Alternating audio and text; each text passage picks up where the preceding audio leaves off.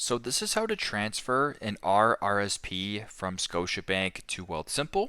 Once you guys open up Wealthsimple, at the bottom, there's four different icons. Select the one with the arrows pointing in opposite directions. Once you're here, you can then scroll down a little bit to where it says Accounts, and then press Transfer Account to Wealthsimple. Then press Get Started. Once you're here, it's going to ask where your investment account is located. Because we are doing this from Scotiabank, we'll scroll down, come across Scotiabank, select it, and then press Got It. You can then select where your Scotiabank RRSP is located. So for this example, I will just do Scotia iTrade and then press Next.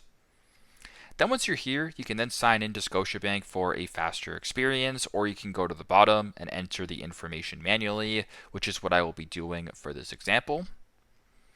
Now, because we want to transfer over the RRSP, make sure that that option is selected and then press Next. You can then fill in the required information and follow the steps, and that'll allow you to hopefully transfer the account successfully. So that is how to transfer an RRSP account from Scotiabank over to Wealthsimple. Thanks again for watching, and hope this helps.